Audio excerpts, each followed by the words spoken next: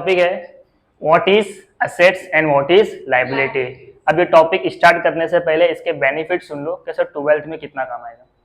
12th में जितने भी चैप्टर्स आप लोग अकाउंट्स के पढ़ने वाले हो, आपके हर चैप्टर के 50% सम्स, यानी सम्स को अगर कंप्लीट करना है तो आधा सम्स इस पे डिपेंड करता है कि आप पहचान पाते हो असेट्स क्या है, लायबिलिटी क्या है। यानी हर क्वेश्चन में आपको पहले पहचानना पड़ेगा असेट्स क्या है और लायबिलिटी क्या है। आपको बहुत सारी डिटेल दी होगी बैलेंस शीट के अंदर। बैलेंस शीट देखे हो, एक तरफ असेट्स होती है, एक तरफ लायबिलिटी होते हैं, तो उसके अंदर बहुत सारी डिटेल्स होती है। तो आपको सिर्फ वो बैलेंस शीट को देख के पहचानने आना चाहिए कि सर इसके अंदर से असेट्स कौन कौन से है और लायबिलिटी।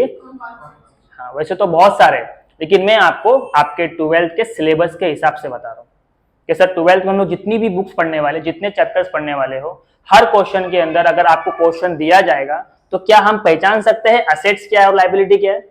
हाँ, तुम लोग बाहर की वॉइस पे उस पर मत जाओ, अंदर आ जाएगी वो। ओके, तो असेट्स का मतलब क्या होता है, एकदम सिंपल लफ्जों में अगर देखो तो हर वो चीज जो आपको फ्यूचर में फायदा दे उसे असेट्स कहते हैं। अभी मैं आपके घर की बात करता हूँ, बिजनेस पे बाद में आएंगे। आपके घर में क्या कोई ऐसी चीज है जो आपको फ्यूचर में फायदा देगी? मैं प्रेजेंट की बात नहीं कर रहा, किसकी बात कर रहा हूँ? फ्यूचर। ऐसी कौन सी चीज जो आपको लगता है सर फ्यूचर में फायदा देगी? आपका मोबाइल फोन प्रेजेंट में तो फायदा दे रहा है, क्या कल वो फायदा नहीं देगा? सर कल भी देगा। जब खराब होगा, भंगार में बेचोगे तो भी पैसा मिलेगा। दैट्स मीन्स कि आपके रियल लाइफ में भी और अपने अकाउंट्स के अंदर भी और बिजनेस के अंदर भी अगर कोई भी चीज आपको देख के फील हो गया कि सर मुझे ये ना कल फायदा देगी पक्का, तो आप उसको क्या बोल सकते हो? असेट्स है। तो there are lots of assets, हम लोग बस वही देखने वाले जो हमारे सिलेबस में। ओके, कुछ एग्जांपल देखते हैं। सर असेट्स का एग्जांपल बोले तो सबसे पहला कैश इन हैंड। हाँ, कैश जैसे ही सुनोगे आपके मुंह से एक ही वर्ड निकलना चाहिए, सर ये असेट्स है, क्योंकि कैश आपको फ्यूचर में फायदा देगा। लोग बोलते सेविंग्स करो, कभी ना कभी काम आता है। अब savings in terms of gold भी होता है। आपने कहीं पे पैसा इन्वेस्ट कर दिया, वो भी आपका सेविंग्स है। बस आपके पास कैश होना चाहिए। क्या होना चाहिए? अगर आपके पास कैश है, फिर वो 1 रुपया ही क्यों ना हो, दैट इज योर असेट्स। उसके बाद पैसा हाथ में हो या बैंक में हो, आपको फ्यूचर में फायदा, और फ्यूचर में फायदा दे रहा है मतलब वो आपका क्या है? हाँ, मतलब असेट्स पहचानने के लिए एक ही कंडीशन है, क्या वो फ्यूचर में फायदा देगा? अगर देगा तो असेट्स है। उसके बाद प्लांट एंड मशीनरी। अच्छा, आप लोग पता है बहुत सारी लड़कियां सिलाई करती है, तो उनके घर में वो सिलाई की मशीन होती है। क्या वो मशीन उनको नुकसान दे रही है या फायदा दे रही है? जब जब वो सिलाई करेगी वो उसको क्या देने वाली है? आप लोग कॉन्ट्रैक्टर लोग देखो, बिल्डिंग जो बनाते हैं उनके पास बिल्डोजर होता है, उसी को प्लांट एंड मशीनरी कहते हैं, जहाँ पे मशीन यूज होती है। तो वो जो बिल्डोजर आ रहा है तो वो आपको नुकसान देने वाला है या फायदा देने वाला है? सर ऑब्वियसली जहाँ पे बिल्डिंग खड़ी होगी वहां पे खड्डा खोदना पड़ता है, पूरा बेस बनाता है वो, दैट इज मशीन। वो मशीन क्या है आपके लिए? उसके बाद ये कोई है जो आपको दुनिया में ऐसा मिलेगा कि लैंड एंड बिल्डिंग को नुकसान बोलेगा? भाई तेरे को लॉस दे देगा। पागल भी बोलता है लैंड ले ले भाई, मतलब पागल को भी पता है कि जमीन में फायदा ही फायदा है। तो लैंड एंड बिल्डिंग अगर आप सुनोगे तो आपको क्या बोलना है? Sir it is assets for business. Okay, उसके बाद फर्नीचर। देखो आप लोग जिस बेंच पे बैठे हो ना, ये फर्नीचर। अब बताओ ये फर्नीचर से क्लास को फायदा हो रहा है या नहीं हो रहा है? तुम लोग जब 11th में थे तभी भी फायदा हुआ था, तुम लोग जब 12th में तभी भी होगा, तुम लोग नहीं हो गए तो क्या तभी होगा? सर तभी भी होगा। मतलब यहाँ पे इसी बेंच पे कितने बच्चे बैठ के चले गए? मैंने नहीं सर इससे फीस लेके इसको अलग बेंच पे बैठाया, स्पेशल बेंच, इससे फीस लेके इसको अलग बेंच पे बैठाया, नहीं। एक बार इन्वेस्टमेंट किया, अब ये फर्नीचर मुझे फायदा ही फायदा दे रहे फ्यूचर। समझा? तो फर्नीचर भी क्या आपके लिए? कंप्यूटर। जैसे ही आपने कंप्यूटर देखा तो आप इसको लायबिलिटी बोल ही नहीं सकते, ये कोई नुकसान वाली चीज है? आजकल मैक्सिमम काम जो कंपनीज में ऑफिस में बैठ के कर रहा है, किस पे कर रहे हैं? कंप्यूटर के बिना कोई काम आज पॉसिबल है क्या? तो कंप्यूटर बिजनेस के लिए यानी इंसान की लाइफ के लिए क्या है? असेट्स। उसके बाद मैंने बोला कैश हाथ में हो तो भी असेट्स, कैश बैंक में हो, किसी कंपनी में इन्वेस्ट कर दिया तो भी असेट्स। यानी आपने कहीं पे पैसा लगा के रखा है तो आपको फ्यूचर में कहीं ना कहीं क्या देगा? वो फायदा देगा, रिटर्न देगा, उसी को क्या कहते हैं? असेट्स कहते हैं। उसके बाद जैसे क्या सिद्दीक ने बोला सर मेरे दिल की बात, मोटर कार मेरा फेवरेट है, तो उसने क्यों बोला? सर ऑब्वियसली कार आपको बहुत सारे बेनिफिट्स देती है। कंपनी के अंदर जो डिलीवरी की जाती है किस पे की जाती है? बाइक्स पे, कार पे, व्हीकल्स पे की जाती है। तो अगर आपके पास मोटर कार है तो वो आपके लिए क्या है? सिर्फ और सिर्फ फायदा है, तो आपका क्या बन जाएगा? असेट्स बन जाएगा। समझ में आ रहा है? उसके बाद डिबेंचर आपने सुना है शायद 11th में एसपी में आपने सुना होगा डिबेंचर। डिबेंचर एक टाइप का क्या शेयर है, क्या है? तो इसमें भी लोग इन्वेस्ट करते हैं, डिबेंचर्स खरीदते कंपनी के। तो आप जब बड़ी क्लास में जाओगे या 12th का जब आप एसपी पढ़ने वाले हो उसमें डिबेंचर्स की पूरी डिटेल है। सिर्फ याद रखना डिबेंचर्स बिजनेस के लिए क्या है? असेट्स। समझ में आ गया?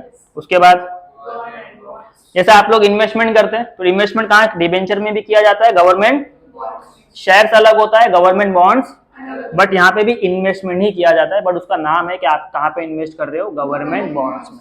तो गवर्नमेंट बॉन्ड बिजनेस के लिए क्या है? असेट्स। उसके बाद वेरी इंपॉर्टेंट, ठीक है। तो बच्चों को इसके ऊपर बहुत सारी डिफिकल्टी आती है। एक तो ये नाम भी थोड़ा अलग है, डेटर, और उसके बाद इसके ऊपर बहुत सारे कैलकुलेशन भी आते हैं, राइट। तो कैलकुलेशन तो हम लोग सम्स में सीखेंगे, आज सिर्फ मीनिंग इसका दिमाग में बिठा लो। बहुत आसान तरीके से बता रहा हूँ। डेटर का मतलब वो होता है बिजनेस जिसको उधार में माल बेचता है। वापस से, बिजनेस जिसको उधार में माल बेचता है उसे क्या कहते हैं? डेटर।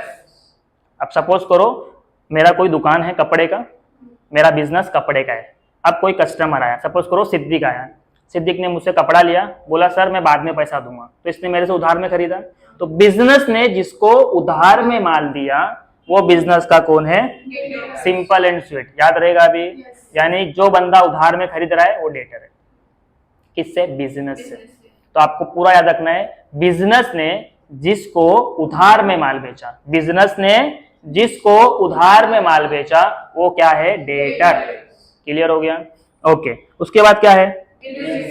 बिल रिसीवेबल भी डेटर ही होता है, बस फर्क ये हो जाता है कि अगर उधार में माल दिया तो डेटर, लेकिन जिसको उधार में माल दे रहा है वो भरोसे का नहीं है। तो हम लोग बोलेंगे कल को तू मेरा माल लेके भाग गया, कल को पैसा नहीं दिया तो अब क्या करते हैं? उसी डेटर के ऊपर एक बिल बन जाता है। क्या बन जाता है? तो अब वो डेटर नहीं रहा, अब वो क्या बन चुका है?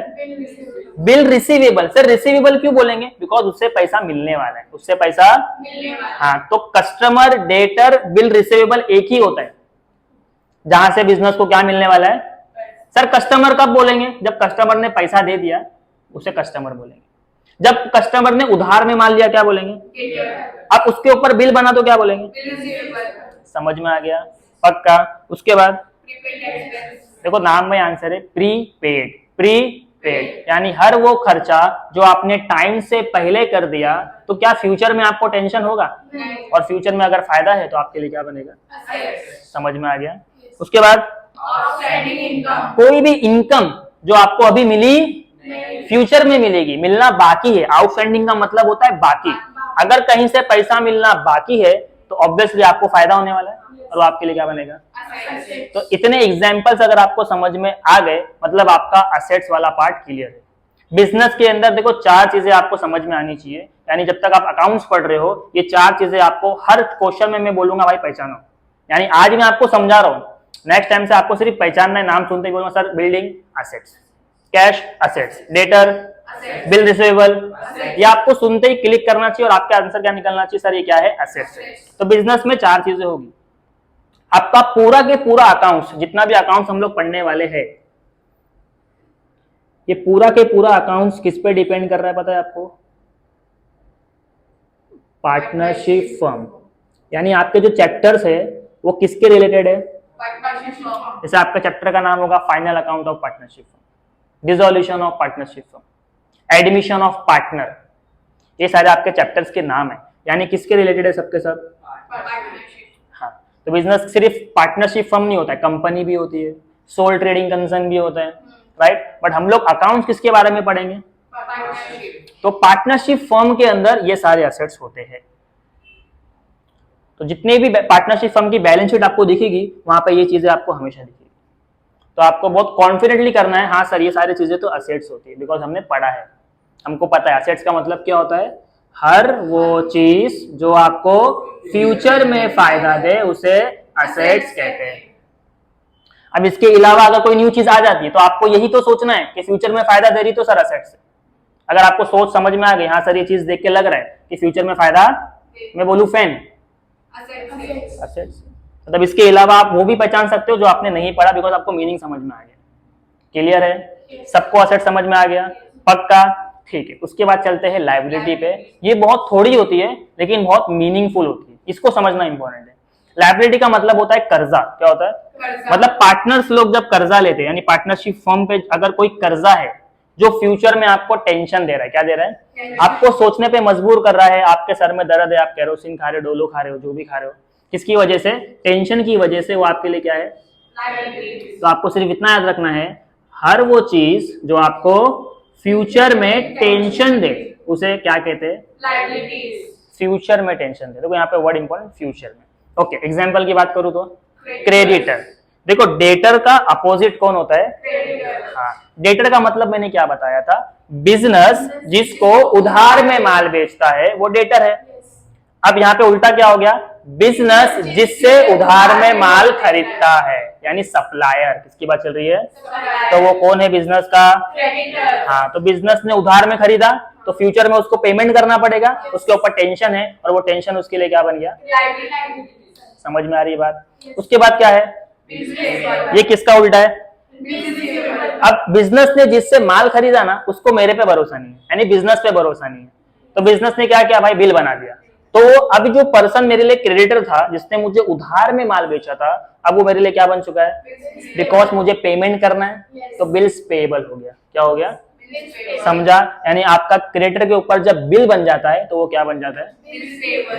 सिंपल। अगर मैं उससे कैश देके खरीदता तो मैं कस्टमर, लेकिन मैंने उससे उधार में खरीदा तो वो मेरा क्या बन गया? अब उसने मेरे पे क्या बना दिया? Bills payable. समझ में आ गया? तो क्रेडिटर जब भी आएगा that is your liability, bills payable that is your liability. उसके बाद नेक्स्ट क्या दिया हुआ है? अब इसके बारे में समझाने की जरूरत है।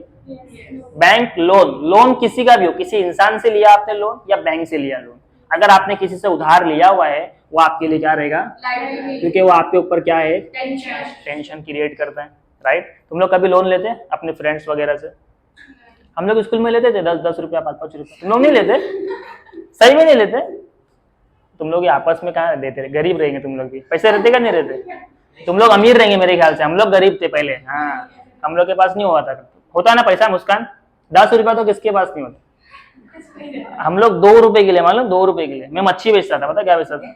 मेरे को 2 रुपया मिलता था।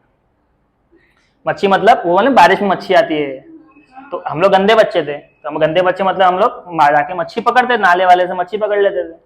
तो जो अच्छे बच्चे होते हैं, अच्छे बच्चे कौन होते पता है आपको? जो थोड़े पैसे वाले होते हैं और उनके घर में दरवाजे के पास पाटिया लगा होता है, इसके बाहर नहीं जाने का, मम्मी लगाती है ना, तो वो अच्छे बच्चे होते हैं। वो लोग घर में रहते, वो लोग धूप में, बारिश में, गंदे में नहीं निकलते। हम लोग निकलते थे, बट उन लोगों को अच्छा लगता था निकलने का। तो हम लोग मच्छी लाते थे ना, तो उसको जो पॉकेट मनी मिलती थी 2 रुपया, हम लोग उसको बेचते थे। उससे 2 रुपया लेता था मैं बच्चे से, उसको मच्छी देता था। मतलब हम लोग भी छोटे ही थे, आपस में बिजनेस करते थे। उसको मच्छी चाहिए थी मेरे को, तो मेंटुक मच्छी बेचता था। मतलब मेंटुक मच्छी आती है जो मर जाती है, मतलब वो आपको बारिश में हर गटर में मिलेगी। एक बार वो बड़ी बड़ी मच्छी नहीं मिलती है, अल्लाह क्या कर रही है, ठीक है? वही तो लाइफ है। बचपन में वो नहीं जिया तो क्या जिया? तो वो जो 2 रुपए का बेचता था ना मैं उसको, तो मेरे लिए क्या था? वो इनकम था। क्या था? हम लोग बहुत पैसा कमाए। तो कभी कभी हम लोग उधार मांगते थे। क्या मांगते थे? भाई बाद में देंगे। भले देते नहीं थे लेकिन मांगते थे। एक तरह से वो लोन ही है, जो अपने को कब समझ में आता है? जब बात बैंक की आती है कि सर बैंक से जो पैसा लेते हैं वो लोन होता है। ऐसा नहीं है, आपने कहीं से भी उधार लेके बैठा है तो आपके लिए क्या है? वो लोन है, और लोन आपके लिए क्या है? टेंशन है, तो आपकी क्या बन गई? उसके बाद क्या है? Bank overdraft. ये बहुत इंपॉर्टेंट है, थोड़ा सा इसको मैं डिटेल में समझाता हूँ ताकि आपको समझ में आएगा। देखो बैंक ओवरड्राफ्ट क्या होता है? ये जो पार्टनर्स है ना, पार्टनर्स, इनका एक बेस्ट फ्रेंड है। वो बेस्ट फ्रेंड कौन है पता है? सबका बेस्ट फ्रेंड होता है। तो पार्टनर्स का बेस्ट फ्रेंड कौन है पता है? हाँ, पार्टनर्स को जब भी पैसे की जरूरत होती है ना, तो वो अपने बेस्ट फ्रेंड्स के पास जाता है और बैंक से पैसा लेता है। बैंक उसको देती भी है। अब एक बार क्या हो गया पता है? पार्टनर्स को ना किसी बंदा है मिस्टर एक्स, क्या है, इसको पेमेंट करना था 1 लाख रुपए। कितना पेमेंट करना था? 1 लाख। तो पार्टनर्स ने क्या किया पता है क्या? पार्टनर्स ने इसको 1 लाख रुपए का चेक दे दिया। क्या दे दिया? चेक। किसको? बोले जा बैंक से विड्रॉ कर ले। तो मिस्टर एक्स क्या करते हैं? वो चेक लेके किसके पास जाते हैं? बैंक के पास। बैंक उससे चेक रिसीव करती है। चेक पे देखती है हाँ भाई पार्टनर्स का चेक आया है पार्टनरशिप फर्म से, इनको पेमेंट करना है। अब बैंक कहाँ जाती है पता है? पार्टनर्स के लॉकर में जाती है, अकाउंट में जाती है, उनका लॉकर खोलती है, तो वहां पे 1 लाख रुपया नहीं होता है, वहां होता है 90,000। कितना होता है? यानी पार्टनर्स के अकाउंट में कितना पैसा है? अभी मुझे किसी को पेमेंट करना 1 लाख और अकाउंट में 90 है, तो कर सकते हैं क्या? नहीं कर सकते। तो अब ये क्या करती है बैंक, इसको जाके नहीं बोलती है बैंक पार्टनर्स को, बिकॉज बेस्ट फ्रेंड है ना, इंसल्ट हो जाएगी। तो क्या करती है बैंक पार्टनर्स को कॉल लगाती है कि भाई तुम्हारे बिजनेस के अकाउंट में सिर्फ 90,000 है, आपने अपने क्लाइंट को भेज दिया 1 लाख रुपया लेने को। तो ये क्या बोलता पता है, मेरा बेस्ट फ्रेंड है ना, तू मेरी हेल्प नहीं करेगा? तो बैंक बोलते ठीक है मैं तेरा हेल्प करेगा, ये 90,000 का पेमेंट 1 लाख का करना है ना, 90,000 तेरे अकाउंट से दे दूंगी और 10,000 रुपया टोटल पेमेंट कितने का हो गया? लेकिन ये जो बैंक ने हेल्प किया ना, ये उसको वापस देना है अपने को। यानी बैंक ने क्या कर दिया, एक फैसिलिटी दी, 90,000 की जगह 1 लाख दी, ज्यादा दी ना, उसे कहते हैं ओवरड्राफ्ट। क्या कहते हैं? तो ओवरड्राफ्ट किसने दी? तो बैंक जब भी ओवरड्राफ्ट की फैसिलिटी देगी, कम पैसा है ज्यादा निकालने दे रही है, मतलब वो क्या दे रही है? Bank overdraft facility. अब याद रखना ये सबको नहीं मिलता है, ये सिर्फ किसको मिलता है? सिर्फ बिजनेसमैन को, जिनके करंट अकाउंट्स होते हैं। अपना तो सेविंग अकाउंट है, अपन गरीब लोग हैं, जिसके करंट अकाउंट होते, बिजनेस का अकाउंट होता है, उसको ये फैसिलिटी मिलती है। यानी बैंक पार्टनर्स को नहीं दे रही है, पार्टनरशिप फर्म को दे रही है। समझ में आ गया? ओके। तो बैंक ओवरड्राफ्ट, अब पैसा उसको लौटाना है, क्या है अपने लिए? क्या बन गई? किसी को डाउट? पक्का? उसके बाद क्या दिया हुआ है?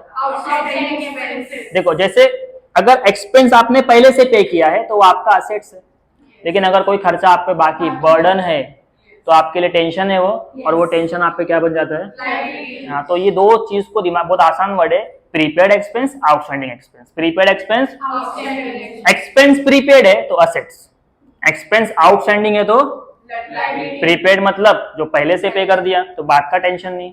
आउटस्टैंडिंग मतलब तो सर बाकी है तो अपने लिए टेंशन है, तो क्या बनेगा? लायबिलिटी। याद रहेगा? उसके बाद नीचे क्या है? Income receive in advance. देखो, इनकम आउटस्टैंडिंग मतलब इनकम बाकी है, मिलने वाली है सर, तो आपको फ्यूचर में सोच के खुशी हो रही है, फ्यूचर में मुझे क्या मिलेगी? इनकम मिलेगी, तो आपके लिए वो क्या है? लेकिन कोई भी इनकम टाइम से पहले मिल जाती है, वो आप पे क्या बन जाती है? अभी ये सोच के लोगों को जल्दी समझ में नहीं आता है कि सर कोई भी चीज टाइम से पहले पैसा मिल रहा है ना, खुशी होना चाहिए। देखो खुशी नहीं होती, क्यों नहीं होती पता है? आपकी मम्मी से पूछना। कभी कभी ऐसा होता है ना, अपने घर में समझो 4 कमाने वाले, कितने कमाने वाले? चारों के चारों लाके मॉम को पैसा दे रहे, सबकी सैलरी आती 1 तारीख। कब आती है? यानी 1 तारीख से 30 का महीना होता है, 30 तारीख जैसे ही होती है तो अगले महीने की 1 को पेमेंट आता है। क्या बात है? अब क्या हो गया पता है क्या? 4 लोग कमाने वाले और इसी महीने की 20 तारीख को चारों का पेमेंट आ गया। कितने का पेमेंट आ गया?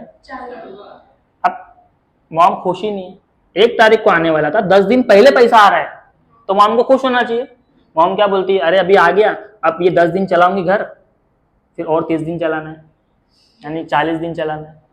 पहले 30 दिन चलाना होता था, तो ये 20 से लेके 30 तक भी तो खर्चे हो गए ना। अब ये पैसे मैंने अगर अभी यूज कर ली तो बाद में प्रॉब्लम होगा, बिकॉज अगली सैलरी तो 1 को ही आएगी ना। इसलिए टाइम से पहले पैसा मिलना भी क्या है अपने लिए? लायबिलिटी, क्योंकि आज तो खर्चा कर दिया, बाद में टेंशन रहेगा। समझा? ये थे आपके कुछ लायबिलिटीज, ये थे आपके कुछ। अगर आपको इतना भी समझ में आ गया, पूरी बुक 12th की आप लोग पढ़ सकते हो इसके बेस पे। मतलब मैंने आपको सब कुछ लिखा दिया, हार्डली 1 या 2 असेट्स या लायबिलिटी हो गए जो हम लोग न्यू देख सकते हैं, वरना वो भी देखने। तो आज का लेक्चर सिर्फ क्या देखा आपने? Assets and liability. ये मीनिंग मैंने जैसा लिखा है आपको एज इट इज याद करके रखना है, ठीक है? असेट्स का मतलब क्या, सब साथ में बोलेंगे? हर वो चीज जो आपको फ्यूचर में फायदा दे, उसे असेट्स कहते हैं। लायबिलिटी का मतलब? हर वो चीज जो आपको फ्यूचर में टेंशन दे, उसे लायबिलिटी कहते हैं। हाँ, तो आपका भी लेक्चर का, नेक्स्ट लेक्चर का होमवर्क ये है कि आपको एटलीस्ट इनके अलावा कल 5 असेट्स के नाम लेके आए। कितने असेट्स के? 5। और इनके अलावा कोई भी 5 लायबिलिटीज। सबको 5 असेट्स और 5 लायबिलिटीज कर लेंगे, पक्का? तो कल का जो लेक्चर रहेगा उसमें हम देखेंगे बिजनेस के अंदर। आज तो हमने असेट्स और लायबिलिटी देखा, बिजनेस में इसके अलावा होते हैं एक्सपेंसेस, लॉसेस, इनकम और गेन। तो एक्सपेंस एंड लॉसेस क्या क्या होते हैं, इनकम एंड गेन क्या क्या होते हैं, एक बार वो समझ में आ गया, आपका अकाउंट्स का बेस बन गया। अब आप 12th का अकाउंट्स पढ़ो, 13th का अकाउंट्स पढ़ो, कोई टेंशन नहीं, सब कर सकते, कर लेंगे। कॉपी करो इसको।